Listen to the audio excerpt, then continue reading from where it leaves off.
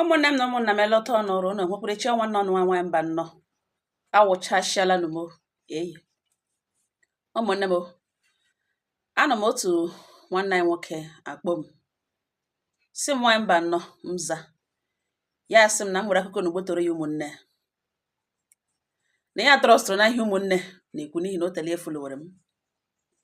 na m nwere akụkọ na ugbotowara ya ụmụnne ma werekwa ihe mere nụ mụrụ akụ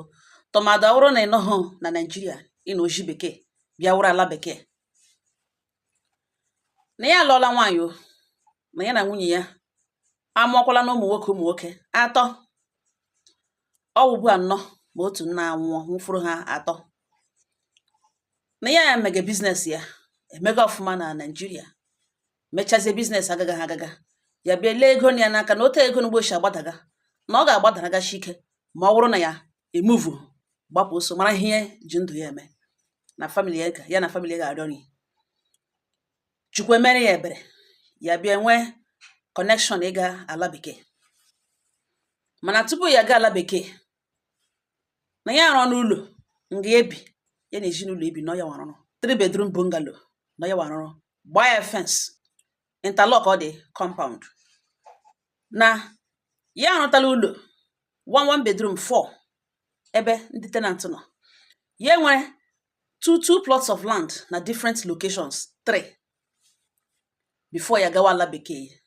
ya nọ na Naịjirịa ya na-apụbe na enwere chọọchị nwunye na-ekpe ụmụ chọọchị oloro ọhụrụ nọ mgbe niile ya gwakwana ya sị na echi otu ahụ eme ọwụ ha ma onye ego gị maọbụrụ nwete mgbe niile gị maọbụrụ nwete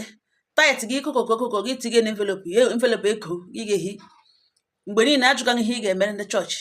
gị kwana ikwe nkwa gị bido gbawa ya ka akawo ọntị gị nyezuo ha na ọ ga-eme biznes nga affect na ọ Chineke nna ka a na-enye ihe Chineke mara obi ihe niile na o mewere ya dịka obunye n'isi ka ọ ka ya njọ nwunye si na ọ ihe Chineke ji agọzi gị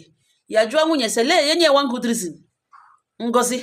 Chineke gọziri site na chọọchị a ọkpega na onye one good reason na okpewele chọọchị a bifo ya lụọ ya sị mba na ọkpala nri n'ụlọ nga mbụ ya sị wa ya ga-eji akparị ụmụaka ọkwarala ha ụgwọ skuul dịka ebitajiri ọhụrụ ya sị na ebe ekwe wa ya ga-eji eme na ọwụwa ọrụ ya nakwa ha bi n'ụlọ ka aka ha na ya arọ n'ụlọ ebifo ya bịa lụọ ya na ọwụ gịnị particularly wu ngozi agọzigị from this church na Chineke agọziele before ya mata this church na ya amaghị ihe mgbe niile ọ na-agbakagbaka na chọọchị ahụ na ebe ya na ya bụ gbara akwụkwọ na Katọlik na ke na o chọtara tutere na ọ ebe a ka Jehova na-adị ndụ na ya adịghị support of it nwaanyị mba nnọọ ihe apụgara ya na nwunye okwu ya gbazina ya nkịtị otu a ka nwunye megidere shop ya mepere ebido collapse nwụma ifunu mgbe aka kpa mgbe ihe biznes ka ya kọrọ isi n'ala mana ọwụhụ na ya ji ego ya ga-eji move on or chọọ another business or boost together business if ka kama ọ patronage na enwe ihe mere business anyị ji ọgagazi ha agaga because of bad economy mgbe ihe na-abịa ihe bịara dịarịa business ga-ebịa nweta ọ dị na enwe nwunye enye nwuteghị ya ọ pụtakwa one day ya sị gị na ya garacha one day lọta wụ na nwaanyị eshiele nri ya na-enye ha ego shi ya gba ya nkịtị nke ya Chukwu emere ya bịara akwụkwọ apụta ya gawala bekee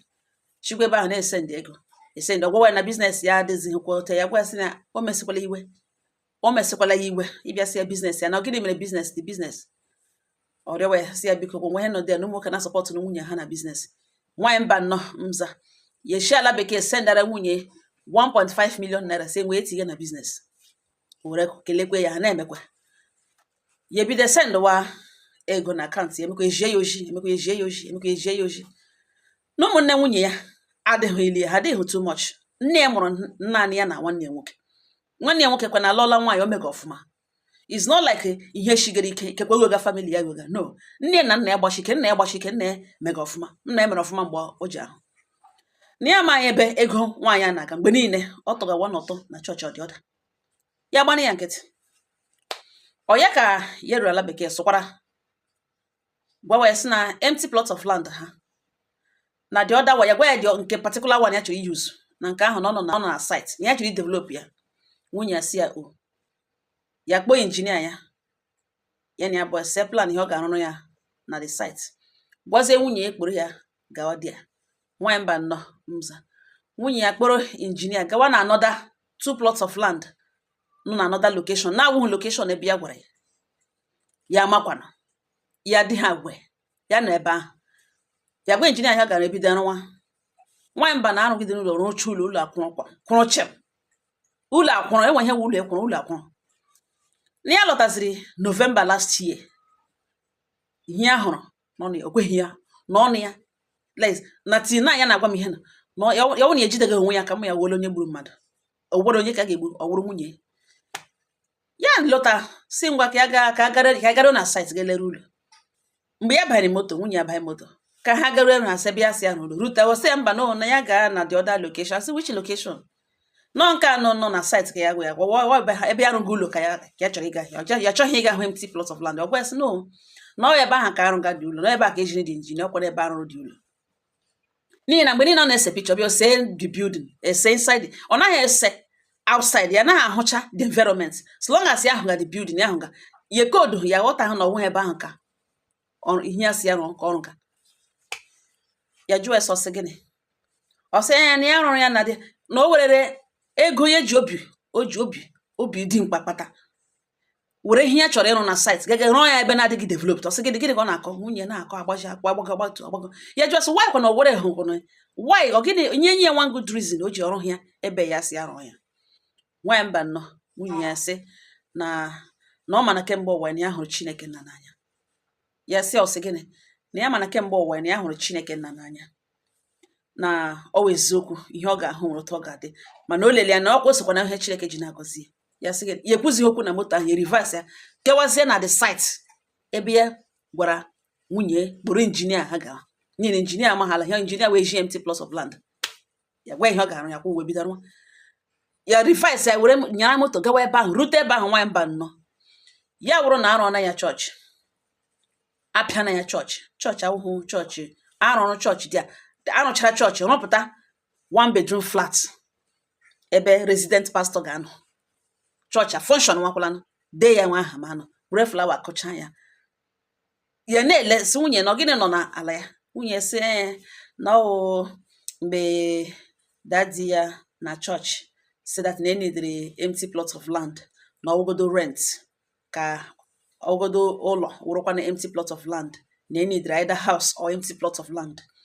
ọwụrụ empty plot of land aga nọ rent ọwụrụkwa ụlọ na aga nọ rent na Chineke wetara ozi that na enidere either empty plot of land na ego ejiri develop the church na ọnọ ya wụrụkwanụ ụlọ building na chọọchị enidiele branch okwuche na chọọchị that day ya laro chege ya did disturbed ya gwazie pastor ha ya na di ya nwere 2 plots of land ọ dị empty and ọnụkwa na site yes na mgbe ekpegekwa ekpere na God wetara face ya toward where that na ihe ya na-achọ ihe ya chọrọ na ọ ga-eshi through ha abịa ebe ọ bụ ole ka mma ya bịa hụtazie na God reveal before ya emewe ya did disturbed ime ihe mere na otu eshi were the land nye pastor na ebe ọsọ rent na ọ ka ọ chọrọ ịnọ rent ya jụọ nwunye so onye na-anọ rent rụrụ block building onye ya agaghị ya ụmụ ihe pila roof wee mee open place o tige block taa ya inside the church rụọ altar gaa n'azụ church ga rụọ resident home for the resident pastor gaa rụọ ụlọ obibi resident home for resident pastor ka ọ nọ rent na le agreement ya na ya bụ oji nọ rent ọkwụkwọ ụgwọ ebe ahụ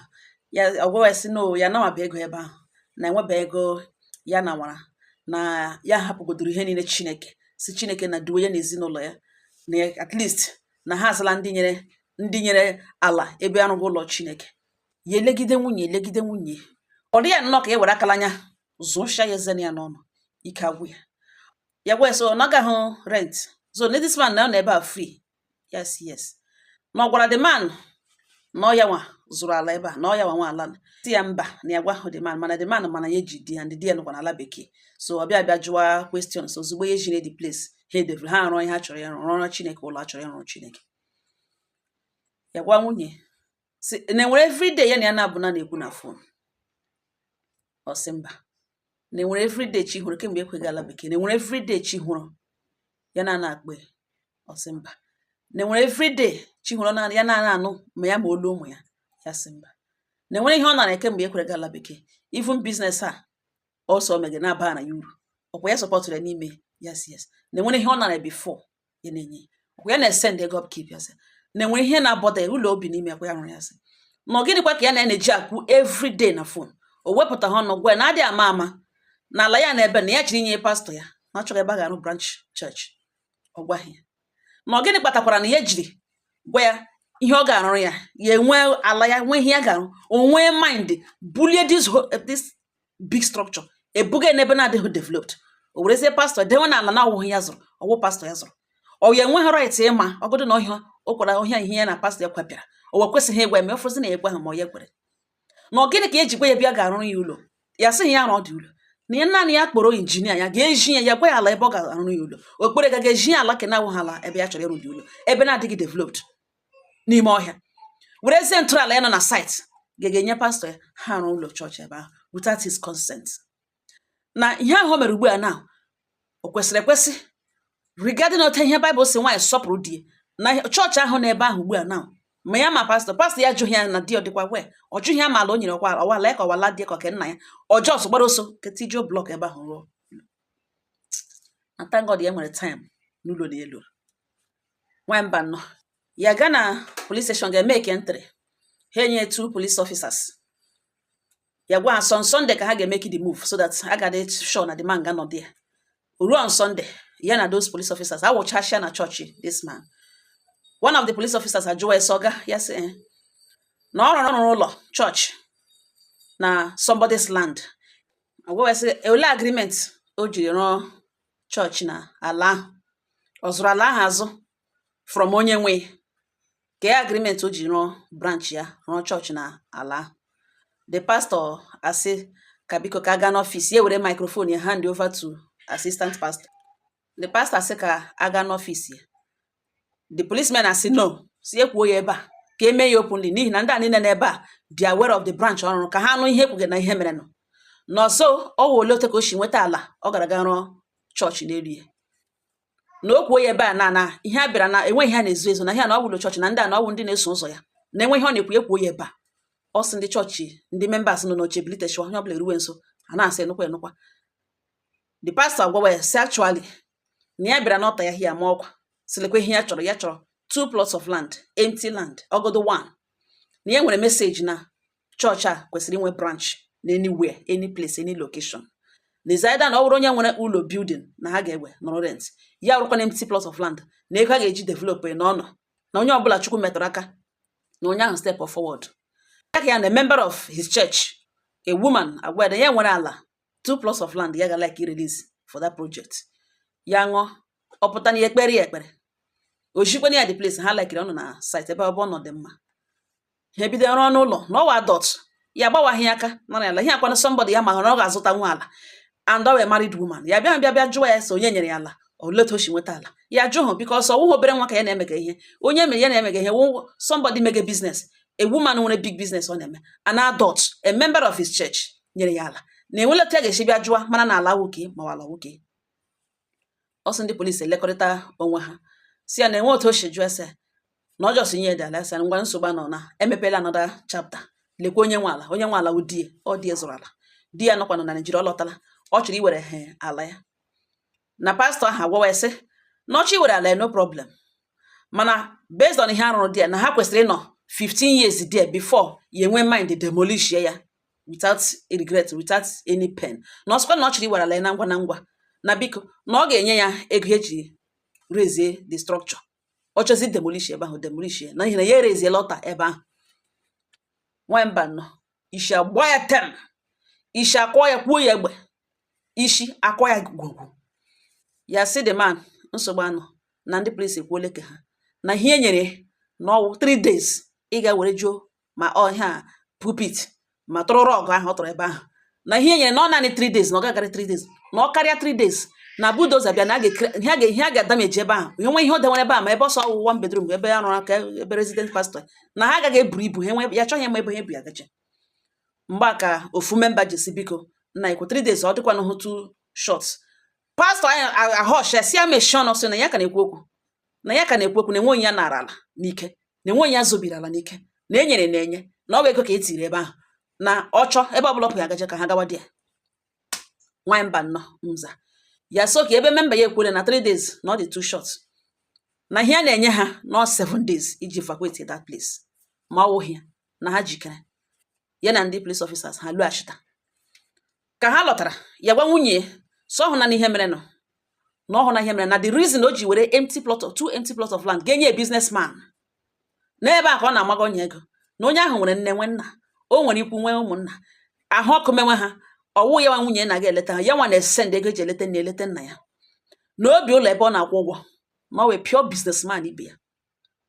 n'ebe o werere ala ọ mahụ value ala ahụ ọ mahụ ya tọrọ nrụta ala ọ dị ya ngwa ngwa iwere nye somebody na-enweghị onye ahụ contributuru na ndụ ya ya arụ ọnụ ụlọ ya azụchala ala ndị ahụ na ya alụọla ya before mara datman na enweghị datman contributuru na ndụ ya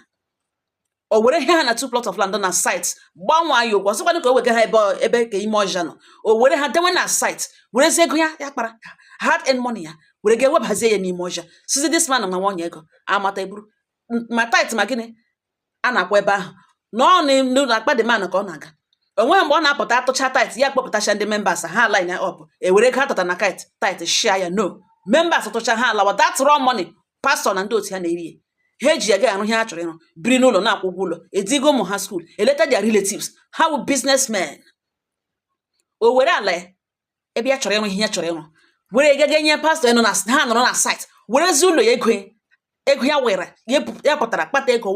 wepụta obi ịrụ ụlọ ahụ o were ụlọ agaga rụọ ya n'ime ọcha ebe na-adịghị developed chefuo na Bible sị nwaanyị sọpụrụ di na a ga-ebido na obidogodo ihe ahụ o mere wụrụ na ọ dị mma ga-ebidogodo from there na ya na-ekwe everyday nwe mgbe ọ sị elekwe ihe pastọ ya sị ọ bụrụ na ọ ma na ihe o mere dị mma ọ bụrụ na ọ na-agụ Baịbụl ya mmụọ ya gwara na ihe o mere dị mma ọ bụrụ na ọ bụ doro ya anya na ya ọrụ ha ala pụọ ezi elu ọ bụrụ na ọ ma na ihe mere na ọ dị mma na ọ gịnị onwe ihe ọ ga-enwe isi ya na pastọ ya chịrị inye pastọ ha ala ma o fosikwe na ya chịrị inye ya no ma ebe ahụ ọ sị ya ga-arụ ụlọ na ihe nye pastọ ọ na ya chịrị inye pastọ ya lekwa ebe a ga-arụ dị ụlọ o were ikikere aka ya na-esend ego were gaga erezi strọkchọ na ala na-awụghị ala ebe ya chọrọ werezie ntụrụ pastọ edenwezi ha na site ya nọrọ ebe ahụ ama onye ga-ebula famili ebukuru ndị nwunye arụ ụlọ na vileji ha eme ihe dị ya mma o were ala edenwe onwekwana ha agrimenti ọ naghị akwana rent kemgbe ahụ jos were ala nye ha free enwe agrimenti jos were nnọọ 2 plot of land kpa ya n'aka si ewere nrụ ụlọ na ihe o jiri mee like that because ọ dị too comfortable na ihe edenwere n'ụlọ ya rụrụ kwa ụgwọ ya na ebe ahụ ka ọ nọ ya edenwere dị ya na ihe gbasara pastọ gara ha okwu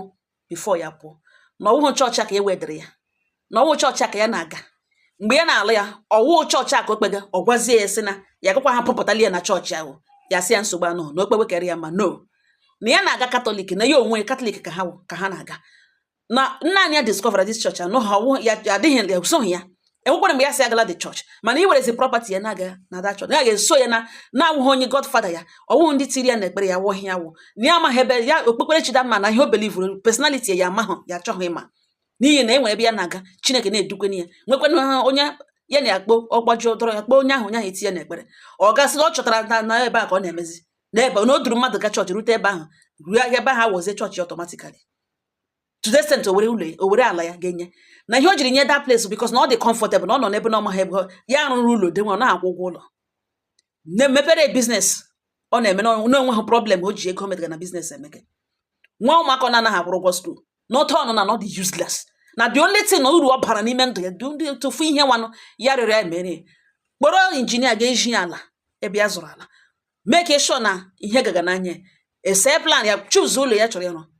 the only thing ihe ọ ga-emere ewu imere ihe ahụ ya si eme ya na ala bekee eji ga-emere o mere na ọrụ ọbụ ya were ala ya were ga-enye pastọ ebe werezi ụlọ ya gaga were ga rụọ ya n'ime ọja wali ya nwere chọọchị ebe ya na-ekpe ya nwere chọọchị katọlik ya eji nọmba reverend fada ya na akara ya na mgbe edere ha ya na-asụ aja ya asụta aja ya ọfụma n'owe otu Chineke ahụ ọ gaga koro this man were property ekpe ya n'aka no agreement ọkwụgakwana rent ọnụ ịga nke ahụ n'ebe that man dị ready ike kọtụ ọkwa ahụ ihe o kwuru na chọọchị ọ sị na ebe ọbụla ya gbere ya dị ready na ọ gaghị anọ n'ụlọ ekrete this wall ka nọrụ na under his roof na ọ ga-abịalagodo n'ụlọ nne na nna mgbe ha jiri gbachaa wall na amara abịaziwezi okwu ọnụ mgbe nwunye hụrụ na ọ na-ejiele na mgbe ọ bilitere ọnụ bụ isi nkwere ihe nọ nga ya weregodo ihe pịawa telivishọn odo onye anya telivishọn ya zụrụ 1.2 million ya pịawa ya ara agbagodi ya akụja shake laa azụ na eji ihe pịawa dị telivishọn ka o doo ya achọghị ekwe ya ihe bikọs ya akụta ihe na ọ ga-anwụ di ya ọ hụbekwana ya ga-ewere ụdịka iwe ahụ na eweregodo that anger pịawa tv ahụ ọ na-abalansị na-ele ka o doo onye anya na ya dị serious. After akwụwara TV, the next one wee kwụwa ichie. Ụta ya gwara gị aba n'ime ụlọ paakị ihe. Ọ banyega n'ozugbo paakị ihe without ekwughị okwu. Paakị cha ihe pụta eji ya kpọrọ ya driver si ngwa bula nwaanyị ebe ọbụla ọ tọrọ kasị ibuga ga drọpụ ya baa. N'ụta ya na-akọrọ m ihe na mgbe nwunye ya nọ dị. 7 days e nyere pastọ ahụ. O ruo na the 6th day, okporo ndị elders na chọọchị ha. Because mgbe ya na-anọ ya, o nwere ike ha na-abịabu n'ụlọ ya kpọrọ ha bịawa n'ụlọ bịa na-asị ya biko ya bịara ịrịọ ya na ya chọghị ka eme ya n'ike, ya chọọ ka eme ya na ya ghọtara ihe ọ na-ekwu, na-enwe mgbe ya mana nwunye ya agwaghị ya, enwe mgbe ya mana ala ga-apụ ụka, na ọ wụ site na respect ya nwere nwunye, otu esi apa nwunye like a big woman, na-emepụ aka very generous woman. Ya mahụ mgbe ya jụ ha ajụjụ ekwesịrị ịjụ, and ya dị sorry na biko ka ya kwụwazie rent, ka ya nọrọ rent kwụwa rent. Ya gwa the man sị nna ya sị na ya nidịghị rent, na ọ ga-akwụli ya ụgwọ, ihe a zụrụ ala ihe ya furu ihe chọrọ iyuzi asụ ala ya wụghị ịtọ, na ya zụrụ ala ya chọrọ idevelop rụọ ihe ya chọrọ ịrụ n'ebe ihe ala ahụ ya ekwufili edevelop ole. Nwunye were ego esendegere na-aga arụga ala n'ime ọjọọ ebe ya nwere ala, werezie ka ya chọrọ ebe ihe ya chọrọ ịrụ dewe na site, werezie kpa ya na ya ma agreement ya na nwunye n'ebe ofi na ebe ahụ ebe a ga-anọ free isi ha na obodo gị pụta township mmadụ ewere 2 plots of land. Ị jụ ha onwe gị sọ gịnị kwana ihe kọntrị gịnị ihe ịrụ ọrụ m, I don't know you, na ma ya amaghị onye ọgwụ. Ya azụọla ala ahụ before nwunye ya discover the church, ya nọ n'ụlọ ya before nwunye discover the church, ya alụọla nwaanyị, ya emene ihe niile nwoke dị na-eme before nwunye discover the church. Na-enweghị otu ejigo ede kpara ụmụ godfather ya ka ihe ọ ga-eji ga akụpa ya land 2 plots of land ya zụrụ na site nọ na site ebe ala ahụ na each plot na-anọ 12 million. Ọ nọrọ na 2 plots 12 plots 24 million naira ka ọ jọsọ mmadụ jọsọ na ọ na-egadi ya without agreement. Na ya achọghị ịkọ akụkọ ihe eji dọkụmentị ala ya, na ọ bụrụ na nwunye gbahọta ọsọ nwunye na ọwa dot na ọmụ eme ya na force na ya grade that place, na ọ gazie ga report na place ka ha gawazie court. Ihe ọ ga-emezi ga kpọ nwunye na ya marakwa amara na ote ya na-enekwu gbere nwunye ala na ya sendere parking that same day ha lọtara ka ọ lawara n'ụlọ nne na nna ya. So onye nyere ya ala ka ọ ga-aga mitie na ala na o nyere ya, somebody abịala bịa were bulldozer butuo ụlọ ya nụrụ dị ya, na ọ ga-agbawa nwunye ya ụgwọ. Otu ahụ onye ọ maara nwunye, onye nyekwere ya ala nwunye, onye na-emege biznes nwunye, memba ya na chọọchị nwunye, na ya maghị onye ọ ya bịara chọọchị ya mbịa sị na ya ji dọkụmentị ala ya na ọ wụ illegal occupant, na ya gwọta ya gwere tomorrow na ọ ga-ewere ọ na were ọ ga-were jo ihe because by tomorrow this 8th day nwanne echi na ihe ga-eme ka building a hapụ iru ala na ọ dịghị na ọ ga-eruriri ala na a ga-akwa ya na arụrụ ala karịala n'ime ụlọ chọọchị. Nwe ihe nwaanyị ga-emewe ajụ ajụjụ na ọ nwoke ka ọ bụ nwaanyị nọ na di ewere 2 plots of land ejuo ya ma ihe awala di na di ọ dịkwa wee na ọ ya zụrụ ejughị gị si na ọwa dot na ime ya na force. Good, ọwa dot ime ya na force gịnị ya abụọ naanị ụnụ abụọ ma agreement unu jiri iji bịa mee ala akụpa ya gakwuruzie ya ịgazie court ha gị gwa onye ga-esu na court ọ wụrụkwa nwunye na nwunye ka ọ ga-esu na onwe ya nwa o su nwunye bịa gwa esi ala o nyere ya ele ya building ya rụrụ n'elu ya na-ebutu ele then ha abụọ mekwara na ihe ejiwa akwụkwọ ala eji nwere ala na-enwe agreement ya na nwunye mere na ka ahụ gbasara ha na mgbe eruru na court ọ pụta nwunye ha ya nọrọ na court na agreement ha jiri o ji bịa rụọ ala na 2 plots of land ala worth 24 million if not more than. O may appreciate somebody zụrụ ala ebe ahụ the other day 12 million naira 2 plots ha nọ n'elu 24 million without agreement. Or no block house rụọ everywhere mee ọkọpa ya na ịga di ya no agreement nothing ọkwụga rent ya just na ịga ebe ahụ n'obodo ebe ka o mere na ọwụ onye kwena ọsọ pastọ arịọ ya si ya biko na ya chọọ ka emewe ihe court ma nsogbu ya gwa ya si agwacha ihe ya gwere na ya agwacha na ihe ya gwere mana nwaanyị mba nnọọ na olee otu m siri hụta ihe ugboene na otu ochi ya gwacha ya jọsụ sị ka ya kọsatụrụ m ihe n'ugbo na m were gbotowara ụmụnne okwu ekwucha m si nna m ya sị ya anna m ihe ikwuru ihe memere emema eji akpọ ya nwamma amamihe dị na-akpọ enwere ihe mmadụ ga na-eme chena ya meteghị mana ime onwe onye ahụ n'obi ya ihe na ya mege ya emeteghị ya mana onye nọ n'akụkụ lee ihe ahụ mege efe ile na onye ahụ ji aghụghọ emege ihe omege ọ na onye ahụ ma ihe ọ na-eme mana n'ime onwe onye ahụ o mege gị uche ya. Nwunye nga awụghị ụmụaka dịka ya onwe ya kwuru ụnụ gawa court inweghị okwu ala nwoke gị mfeda enweghị gị na nwoke a na-aga ịkọ na court enweghị gị na ya bụ na-aga ịkọ na court iji akwụkwọ iji nwere ala. Ọ na-esu kwene, ọ ga-esu ṅụ because enweghị ala ezuru ya. Ọ ga-esu kwene, ọ ga-esu ṅụ because ọ ga-ebi ma o ji hụ documents or good agreement o ji ya na onye mege ihe ji mee ihe. In fact, at this point o kwesịrị ịma that na ọgụdụ na nwunye ṅụ nyere ebe ahụ na ihe emebiwo n'ihi na ọwụ ya nwe ala. Ya emekwana ihe o kwesịrị ime, kpụrụ ndị chọọchị ya bịa ịrịọ ṅụ sị gị biko ahụ ọ na-arịọ wee wụrụ na gị nyetụ ya time. Aga m asị ṅụ biko nyetụ ya time. Ebe ịrọ na ihe niile ibu n'obi ịrụ na ịkwụnwana the structure already. Ị na-alaghachi according to you, ị ga-alaghachi na February. Aga m asị ṅụ nyetụ ya time. Nye ya till January ending. Biko ọgọdụ na meet up, chọọ somebody plant ka o follow up. Ọgọdụ 2 or 3 months gị nye ka ọ kpakọ onwe ya ọnụ shi ebe ahụ megịnị pụọ. Ị gawa ihe ka nwanne echi ga-butu uche kwatu uche ihe ndị ahụ. Enwere otu ọ ga-adị ka anyị ji wụrụ mmadụ. Biko ana m arịọ ndị behalf ama m ndị ha wụ mbekwa na m achọkwana m ịma mana ihe m na-arịọ ṅụwụ ihe ọ ga-awawụrụ gị ka arịọ ka m na-arịọ. Ọrụ nke isi nwunye ṅụ na ọ nọtụwa na ụmụnna ya, ihe ọbụla ị ga-eme humble ya mana alụcha edozie. Ọ dị mkpa ihe ọbụla ị ga-eme humble your wife mee ya. Ụtọ nọ n'ụlọ nne na nna ya ka ahụ dị okwu dịra gị na ya abụọ, as long as ọwụhụ ịkọwashi the marriage emechi ọ na-emejiri. Mana bịazie na nke pastọ na structure ma gịnị, aga m asị na ebe ị na-arụnwabeghị ihe ị chọrọ ịrụ de ihe ịrụrụ ifili na ebe ahụ ka ịrụrụ and ị bịara ka ilegharị anya and ị develop ya wụbeghị taa na echi. Aga m asị nye ya at least 1 month. Ị ga-achịgodo tinye somebody ga-follow up, make sure na o burule ngwongwo. O nwekwara ike nwee some things ọ ga-like iwere ju de ka o nwee ike kpakọ onwe ya ọnụ pụọra ṅụ n'ala ṅụ ka ọ marakwa na at least ya rịọrọ ṅụ something ikwere. Mana ime ya na bulldozer bịa ma ihe n'ebe ahụ property enwebeghị arrangement ebe 1 week adịghị enough mmadụ